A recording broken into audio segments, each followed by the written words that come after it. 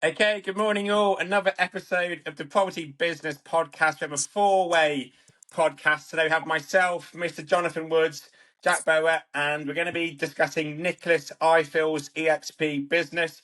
Mr. Woods, how are you today? Yeah, really good. Lovely sunny day. As opposed to yesterday, it was raining. Full diary, which was great. Also, pretty excited to go to Wimbledon tennis tomorrow. So looking forward to that. Oh, lucky bugger. I always forget to go to that. Jack, how are you?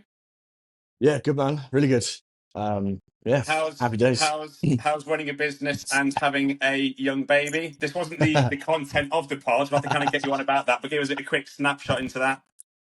No, it's really good. It's I think it's worth a longer conversation, but radically changed how I'm thinking about things in a really positive way. Amazing. And obviously, Jack introduced Nicholas Ifill to EXP, so that's why we're going to be discussing today. Nick, how are you today? Yeah, all good. Jonathan saying another sunny day, enjoying life, enjoying the EXP journey so far, enjoying the freedom that it comes as well. So just come from the gym this morning, dropped my son to nursery. So yeah, living life. Awesome. We'll come on to how you kind of structure your EXP business, but it sounds like you structure it around gymming and your family, which is awesome. We'll come on to that as well. So Nick, who are you? Talk to us a bit about your kind of real estate career prior to joining EXP. Yeah, so Nicholas Ifil. So myself, I studied business and marketing at university. Out of the bat, my first exposure to property was in lettings. Very early on, kind of in doing lettings and kind of renting out properties. Had a brief stint at an old newspaper magazine called The Loot. I'm not too sure some of you remember The Loot. Oh yeah. Selling advertising space to landlords back in the day before the internet. Then I went off, did various different things. Mainly, I was a project manager. So I used to work for Boeing, who make airplanes. So I handled a lot of their IT implementation projects and multi-million-pound projects in the aerospace. And for me, that's one of the best transferable skills I have when it comes to being an estate agent, because especially being a self-broker, is you in touch with all pieces of the puzzle, kind of getting involved with everyone and kind of bringing them together, getting through to completion. So for me, that's the great transferable skill that I have. During COVID, I took an opportunity to take redundancy. Obviously, when COVID hit, no one was flying at all. So Boeing obviously gave opportunity to take redundancy. I took redundancy and then really delved back into my passion, which was property. And I, again, kind of going back into that very early on, I started out using a model called rent to rent, which is kind of working with landlords, renting out their properties, HMOs or service accommodation. And then when redundancy hit, I said, let's go property full 2 feet in. And that's when I kind of started looking at the sales aspect. But I knew very early on I didn't want to go into like a corporate estate agency office, kind of working from 7 a.m. to 7 p.m. That wasn't me, didn't work with my lifestyle. And then obviously the broker model is what I was drawn to. Worked with another brokerage very early on, specializing in luxury sales. Had an awesome, amazing first year. Which one was that, Nick? Which one was it? So I was at Tyrone Ash Real Estate. So very much early adopters of how we are now in the kind of this industry. Definitely. In terms of social media to kind of leverage your sales, specializing in the luxury market. So my first house I sold there was 1.4 million. So I had a good year with them. And then, now at a journey. I didn't see you on the TV show, Nick. There was, didn't they get Luxury Mansion Hunters or something, wasn't it? Yeah, I wasn't on the TV. I joined just as that kind of sure enough skirts for you, Nick. It was a good show. Obviously, so good positive about that. Yeah, I enjoyed it. Why did you go to Tyrone Ash? You said you did a few research. I mean, Tyrone Ash is probably one of the ones that sort of started it. Why did you approach Tyrone Ash back in the day? I just saw it on social media. So it wasn't so much, I did a lot of research in terms of the broker model. I saw very big on social media in terms of kind of what they were doing. So then we reached out and then that's how it started. And talk to us a bit about the structure. Was there any support? How did you find your time there? Yeah, it was good. As I said, it was definitely a kind of learning curve. I would say you kind of learning by the fire. It's a very different beast compared to how we are at EXP. EXP, I would definitely say, is a little bit more kind of structured and organized because they have that kind of corporate kind of backing behind them and the support there. But yeah, it was definitely a good experience. But EXP is definitely, for anyone looking at the brokerage model, I think hands down, is one of the best out there. if not the And best. we'll come on to that. Where were you when you were at Tyrone Ash? Where were you working? What was your market and what was your strategy? So mainly covered southwest London and the London area, and the main strategy was literally targeting houses over £1 million plus, so the £1 million plus market really. And that was literally door knocking, wasn't it? So Yeah, yeah, door knocking. it was door knocking. So definitely not adverse to kind of door knocking. A lot of the listings that got on very early on came from me literally knocking doors. One of the other ones was on the Foxtons. I remember I knocked the door. It was on at 1.4 million on with Foxtons. I said, look, I live in the area. I know the area well. I think you could do a lot better with you in terms of your marketing because I live in this area. Yeah. No, happy with Foxes at the moment. So fine, no problem. Let's kind of stay in contact. Kind of followed up. I saw that Foxes then reduced it a couple of months later to by 150,000. I knocked the door again and said, look, just taking 150,000 pounds off your property. I think there's a better way that we could do it. So I then relaunched it, offers over £1 million, and they was able to achieve 1.35. Nice. Wow. Broke the ceiling price in that area, and that was kind of purely down to kind of the marketing strategy that deployed. And what were the splits? What were the splits at Tyrone Ash? How did it work? Splits at Tyrone Ash is 50-50. Okay. So it's a 50 split with the brokerage, and obviously it's 50 split with you as agent. But with Tyrone Ash, there is no cap. That's one of the advantages that you have at EXP. So we cap. So the cap means for your capping year, if you bang, I think it's £85,000 for that year. After that, every single sale is 100% yours minus a £250,000 transaction fee. So that is very attractive in terms of when it comes to kind of big volume and kind of getting more money in your pocket. And then James, I was just going to jump in. Firstly, the cap's 80, not 85. Don't overpay your cap. Oh, yeah. That shows that Nick hasn't capped yet, but we'll hopefully get you there, Nick, quite soon. But I think it's a really valid point, and it's something which if anyone's listening and they're considering looking at different brokerages, which they all have their pros and cons to it. The one thing I always talk about when I say to people is obviously do your due diligence and just think about are you embarking out on to be just someone that's going to be a plodder, or are you going to be a top producer? If you're someone that is going to make a success of your business and you partner with a brokerage without a cap, I would urge you to work out what your split will be if you were to do 200,000, which is perfectly within the broker world, especially in London. 200 grand in year two is not pie in the sky figures. If you think about on the high street, for you to make £200,000, you would need to be a extremely senior person within a very high-end corporate job. But doing 200 grand as a broker, it's pretty doable. Now, if you've got a 50-50 split, you're paying 100 grand to your brokerage. Are you getting £100,000 worth of value? With EXP, you're paying 24k. And so what it does is it levels the playing field across the whole of the spectrum of agents, that it doesn't mean that the top producers are holding up the brokerage with their contributions. It should be that the people that are the most successful make the most money.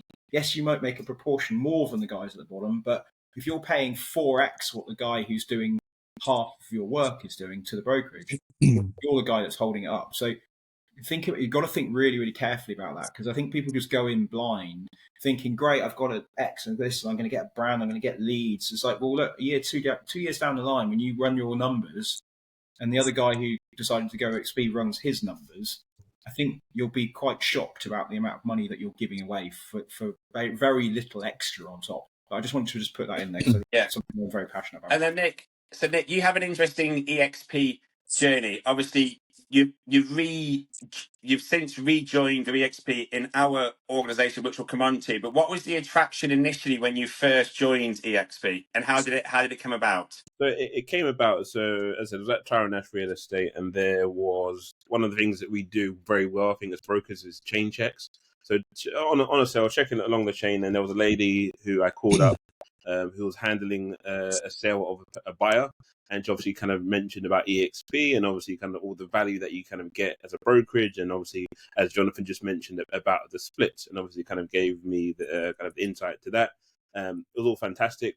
So yeah, okay, cool. I like the model and I like the sound of it. So initially said, yeah, we're going to run a bit, go with EXP. She was based in East London, a fantastic lady, really helped and kind of get off the ball. And one of the things that EXP have now recently launched is co-sponsoring. And had co-sponsoring been around then, or is now, I think that would have been a great opportunity to kind of work with her and obviously with you guys as the org. One of the things that for me, which I felt was a little bit lacking, which I felt I needed a little bit more, is the collaborative around where I'm based, which is kind of Southwest London. And obviously with the org, a lot of us are around kind of the Southwest London or Southeast London predominantly. And obviously we are all, I think, a little bit younger in terms of our age, a little bit more kind of hungry, motivated, active as working as agents. And for me, I felt there's a lot bigger value in terms of where I can take my business, obviously with the org. So I made the decision to kind of go away. As I said, I have some other interest in property as well. I do a lot of kind of service accommodation. So I took a period of time out to kind of focus on that side of the business to help with cash flow, because especially in the beginning as a broker, cash flow is very a good thing that you need to have behind you as you get started. So I took some time out, and then obviously when I did decide to rejoin, it was hands down a no-brainer for me to kind of join and partner with you guys here at the org. And obviously I'd been in communication with Jack. He was at another brokerage before he joined EXP, so we was in conversation. And I met yourself as well, James. We kind of had a coffee at David Lloyd's. Look, let's kind of work together. You get the value of working with Jack, you get the value of myself and Jonathan. It'll be best place to kind of put you all together. Amazing. Yeah, so you rejoined, so you left for 6 months, you rejoined EXP in our organisation. And as you mentioned, obviously, Jack, myself, and John, we have all your direct partners helping you to be successful. So obviously, that's why I've got Jack on the call as well. Jack's based in Wandsworth. Nick, you're based in Southwest London. Can you explain a bit of the support that whether Jack or we have offered you in regards to sales valuations? I see that you and Jack went down to Battersea Beach. You're doing all these kind of Instagram stories. Whose idea was that, and how did that come about? Yeah, I think it was a joint effort in terms of we definitely kind of understand that there is a process that we need to kind of, as I said, get as much attention as possible and follow the strategy, sharing what you're doing. So using like LinkedIn, social media, Instagram, and obviously kind of one of the things I think is very well put together is like a crib sheet that you put together, James, and so look, these are things you need to do. You're ticking these boxes, and then when you're working with someone very closely, it helps you kind of makes you accountable to make sure you're going to get those things done. And I remember we said, let's kind of put some social media strategies in place. And I think when we shot that kind of day in Battersea Reach, I think Jack got what 10,000 views or more 100,000 views. Jack, what was it? Yeah, it went a bit mental. It was 100 and something, I think. It was nuts. Wow. What was the post about? It was saying how stuff listed on Rightmove is essentially a list of properties that have failed to sell. Wow, yeah. Slightly controversial, but it got people kind of thinking about it. Well, the concept is essentially if you see something listed and it's been on there for like a month or longer, you can kind of read into it and it's overpriced, right? Whereas people think, oh, that's like mine must be worth that. They're just trying to educate the audience a little bit. Yeah, and obviously, Jack, your story, an amazing story. So I strongly recommend people listening to Jack's story. Was working self-employed in a shop to get to where you are. You've now in your second year, you've now capped as well. So you know that the cap is 80k, not 85, as Nick mentioned earlier. And Jack, you're now helping other agents to, I guess, join EXP. You've now got, is it 6 or 7 guys in your group? And obviously, Nick, from your point of view, I think something that you kind of mentioned is that previously, the sponsor that you were under, you tried to introduce agents to that lady, but I don't think anyone joined. Obviously, since you've rejoined, you've now got how many agents already on board underneath you, Nick? I think there's 3 at the moment, and obviously more hopefully in the pipeline to come. And definitely, obviously, as it grows in terms of you build that kind of agent attraction model, and kind of again, as you always say, follow the process and share. Not only just my story, but everyone within our kind of team is always kind of working together to kind of say, look, this is a fantastic opportunity. And as you always say as well, life changing as well in terms of what you could potentially kind of, not just about in terms of money, but more importantly about the freedom that you get. So as I mentioned this morning, I was able to drop my son to nursery, went to the gym for a quick session before this, and obviously then I'll start the day and then kind of work throughout. Nice. And Jack, how have you been helping Nick with regards to his business? I think we've helped each other. We actually, big one, we had our first exchange together yesterday. Yeah. Oh, amazing. Which was that one? Really good timing. So it's a flat that was in my building. Nice. So as you mentioned before, Amy and I recently had a little boy, and basically it was awesome because I think one of the fears people have when they go self-employed is that they're going to be alone. But I was like, Nick, I'm going to be in hospital for a little while with Amy. Want to help? And he's like, yeah, absolutely. So, gave him my keys, introduced him to my clients, and Nick just ran the show while I was out.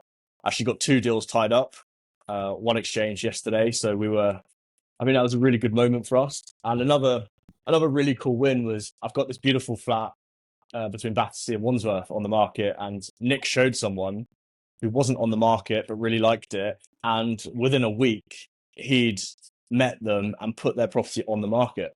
Amazing. And that was all from working together. So Nick took some videos and things of the property, put them on his socials, got a lead. From that lead, got a viewing. From that viewing, got a valuation. From that valuation, got a listing. Awesome. So I guess so many points on this. As you kind of mentioned, Jack, some of the things going self-employed, you can't go away because there's no support. Our organisation, we now have 100 agents. If you build your revenue share group, I have 78 agents in my group, i.e. so many agents within the M25. If I go away, I've got so many agents that I can collaborate with, and you're obviously kind of building that on a smaller scale. You've now got Nick and other agents all over London as well. And that obviously then gives additional help, additional leg up for Nick. There's some start, put it on your kind of social media, get going. And then if Nick does follow the process, put it all over social media, he's getting a listing on the back of it. So there's so many amazing points there as well. Nick, talk to us a bit about your EXP business. Are you still focused Southwest, or what sort of areas are you covering? Yeah, so it's mainly south west London. So kind of generally looking at all the KT postcodes. So from KT1 all through to KT13. So that's kind of where I live. Also touching a little bit into southwest London. So as Jack mentioned, we had a couple of properties on where he lives in Clapham and Battersea. I have another property that's in Clapham, just right near the Common, that's now sold and under offer, going through conveyancing at the moment. Is that the one on Cavendish Road? It's just round the back of Cavendish Road. It's on Bonneville Garden. Nick, your Instagram videos were absolutely amazing. Like the really lifestyle video you did of you running through Clapham Common. It's so amazing where obviously EXP gives agents the business. We give an extra level of support, the crib sheet, the useful contacts. We go through the lead generation process, BNI, social media. We do all that we can to help agents, but there's nothing more rewarding than seeing an agent like yourself take it on by yourself and do this most amazing Instagram video. Can you run us through your thinking with regards to getting dressed up in your sports kit and running through Clapham Common? Like, how did that come about? If you haven't seen that video, yeah, you got to go check it out. So for me, we'll put a link under this somehow. We'll figure it out for you. I think, as I said, as a broker, and I think we're bespoke brokers, and we take every single property as an individual, in case by case. And this particular property is in a great location, right next to Clapham Common. Now, it wasn't the best in terms of its condition; needs a little bit of refurbishment. So for me, how can I showcase in the best possible light rather than just, oh well, it's a fixer upper? More kind of showcase in the area. Or if you're living in Clapham, you got to go running, you got to go grab a coffee. And obviously, space-wise, it's amazing. 3 bedrooms, over 1,000 square feet. And in terms of where it's priced, in terms of what the end value could be, it's a great location and a great potential. So that's what's come up with more of the thinking. How could I kind of get the exposure? And I think, I was just going to say, I think it's what I find the evolution of the way that we do business has become not just EXP, but just sort of self-employed brokerages in itself, but more so with EXP because of the personal branding that you get. Your personality is you. When you go to the States, you'll see that you've got brokers in cowboy hats. You've got people that wear, it's about putting your own persona into what you do and creating this personal brand around yourself, and that's really empowered by EXP itself, because it's agent first and brokerage second. So you can really build something for you, not constrained by, I was walking down the street yesterday and I saw a bunch of sale boards, and it's just the brand and the people behind that. You have no idea who they are. It's so, even the brokerages that actually do have the names of the brokers, it's the brand name first in this massive lettering and the tiny person at the bottom. So you're creating your own personal brand around yourself, and I think that's amazing. I really do. I think one of the driver forces in terms of kind of switching brokerages was, as you mentioned, Jonathan, is about you as an individual agent. So obviously, as EXP, obviously you have free reign to kind of do what you want. Obviously, there are constraints in terms of marketing, but it's literally your name that's on there. You're powered by EXP. A lot of us recommend having a photo on the board as well, so it's up right front and center. And then, so you did two. Go on, John.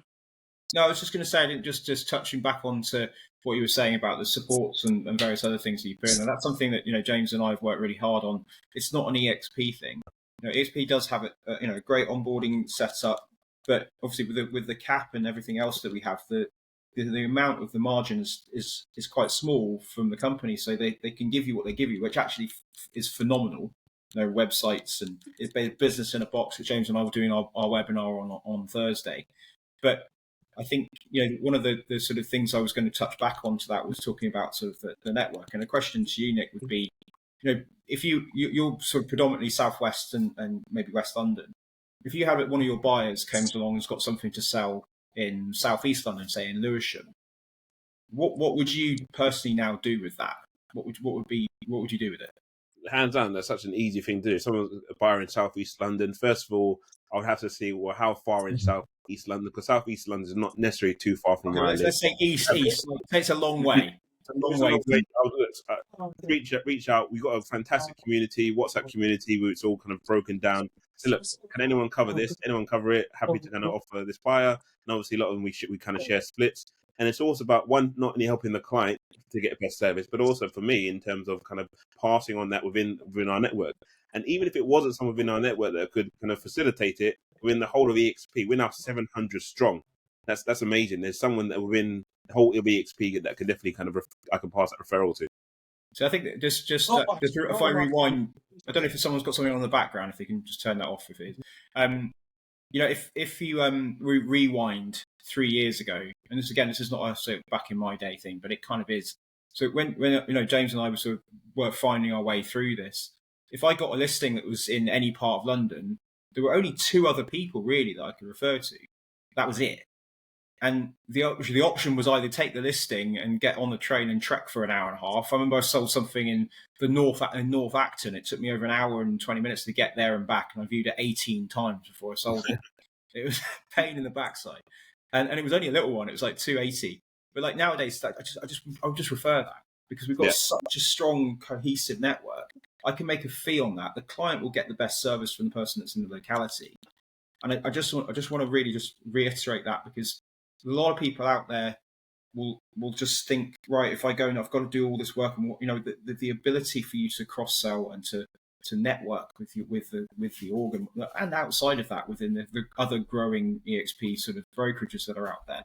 But yeah, I just thought I'd put that question to you, Nick, because I think it's a valid point. And then Nick, I mean factually, myself, John, and Jack have more experience than you when it comes to agency. You're flat on Cavendish Road. I had sold one on Cavendish Road. John had sold one on Cavendish Road. You had a listing just off Cavendish Road. And I think in your own WhatsApps, I think you said you reached out to me and John for some buyers. I think you're doing okay, but you weren't quite there. And I got on the phone and said, well, Nick, how many viewings have you done? I think you said that you've done 15 viewings in about 4 weeks. It's like, well, if you've done 15 viewings, in reality, the offer that you have, that is the market in this challenging market saying that is how much the flat is worth. I think you then took that feedback back to the client, and that maybe helped in kind of getting it agreed.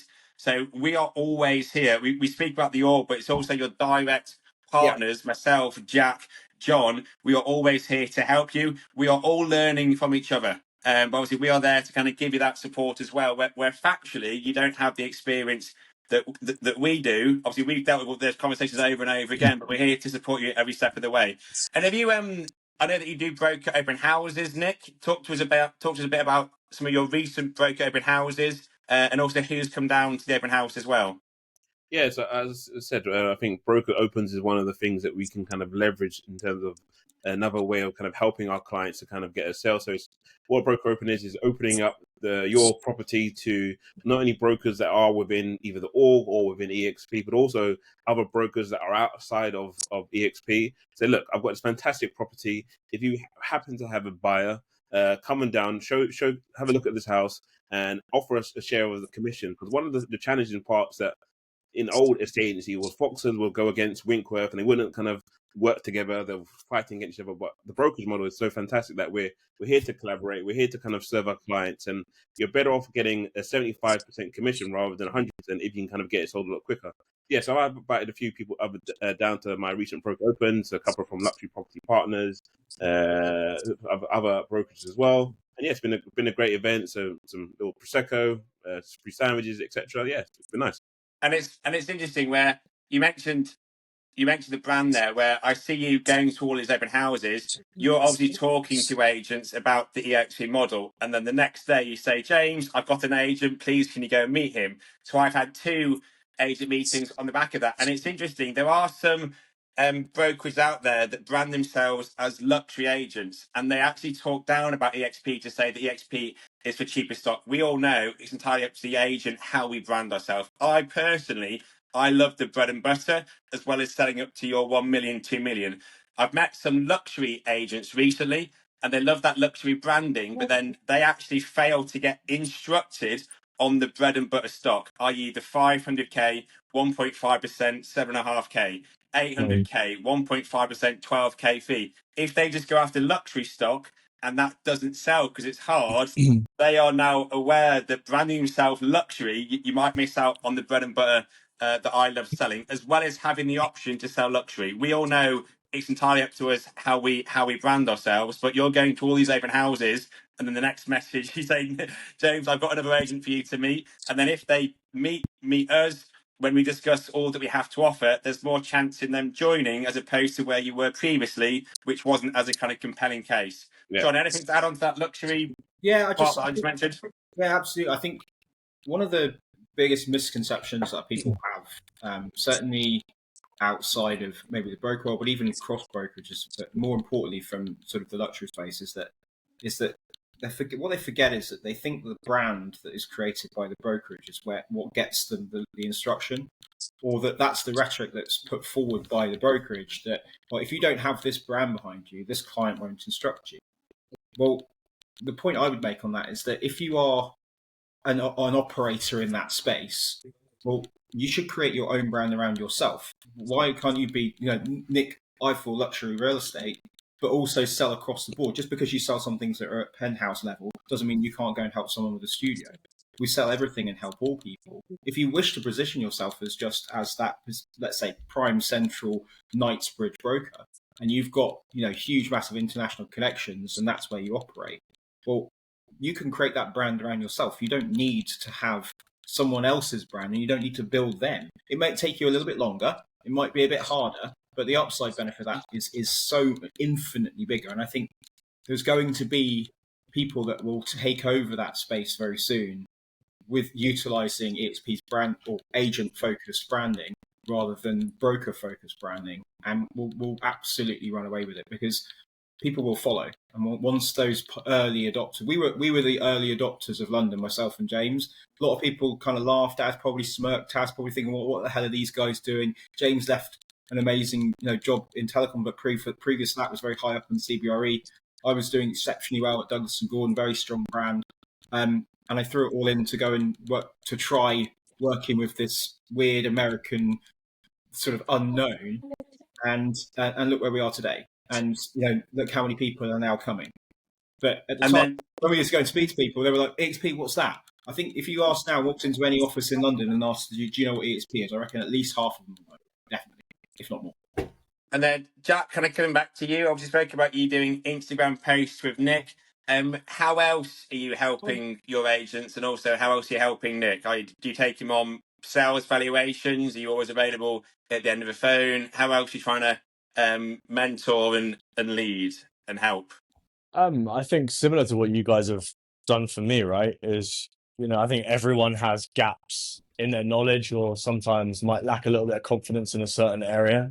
Just always try to be on the end of a phone. We bounce ideas around. Nick's got new people introduced that we're helping together. I think just in case any potential clients are thinking of working with Nick, I think he was a bit humble with his listing in Clapham. Like, he did a hell of a job on that. It was listed with one, if not two agents before. Nick went in, had the tough conversation that said, if you do actually want to sell, unfortunately, this is more the price. He then went around there with a bunch of his own stuff. He staged the property, and he came up with a really clever marketing plan. Like, the property wasn't a showstopper, but the area and the lifestyle were. So that was the angle that he lent into, and it worked. It was really impressive work. I was really pleased to see it for him. Yeah, well done. When I watched your video, I got a bit tingly. I get very emotional about Must have been the our shorts. agents. It's oversharing there, mate. I mean, yeah. At Foxtons, they said I had no emotions. I actually get very emotional about our amazing. And it's also, I thought about mentoring. It's actually reverse mentoring. Like Nick, you did that Instagram post. I get about, I don't know, 200 likes. Like your interactions was like 10,000. I was like, how did you do that? And you said, well, James, you've collaborated. How did you get so many likes, interactions on one of your recent Instagram posts, Nick? So again, yeah, looking at collaborations, looking at the space, looking at when you're looking at a particular house, let's say on a recent one, which was £1 million house, looking at collaborating with a couple of the social media platforms that specialize in £1 million houses to kind of again share. As the main goal is to get as much eyeballs and attention on your listing.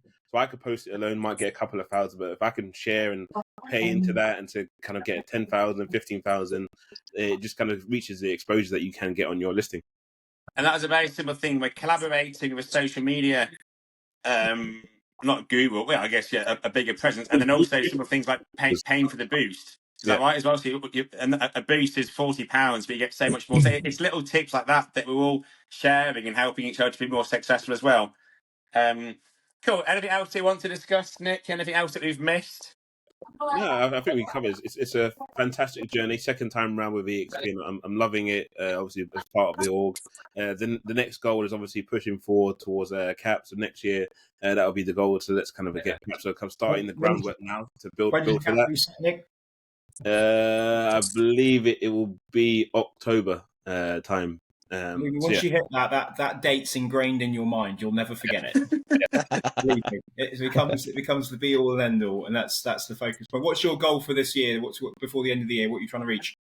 So whatever, it doesn't matter. Just whatever it is you've got as an internal goal. It's just to kind of get a little bit more kind of stock and be a little bit more consistent with the stock on. So rather than just the 1 and 2, is try to kind of really kind of build and kind of almost kind of set the foundations to kind of set the business up. Because I think that's where I kind of just struggle a little bit. But yeah, so going into next year, hopefully kind of coming out the gate strong and capping early for second year, and bring on some more people to my little kind of team that we kind of got going on, with the help of Jack and yourself and James and John. And just keep growing and growing the business. Amazing. Well, Jack, thank you so much for all the help that you're giving to Nick. Obviously, that is being transferred down to his agents who are joining as well. So thank you so much, guys, for all that you do. Nick, amazing to have you on the pod. We look forward to helping you cap as well. And John, have an amazing another day off at Wimbledon in the sun. Is that tomorrow, Wednesday? Yeah, sorry, Nick. Just to close out, if people want to watch your Instagram handle, how do they get hold of you? It's Nicholas _IFILL. Perfect. Awesome. Well, if you're interested in listing with Nick, you know where to get him. You know if you're inspired by Nick's story and want to follow his success, then again reach out to him. Not only do you get Nick, you get Jack, you get James, you get myself. I mean, what a power team to help you be successful. Looking forward to it. Awesome. Okay, thanks, guys. Take care. Take care, guys. Have a good day. Thanks. Congrats, Nick. Bye-bye. Bye. Bye.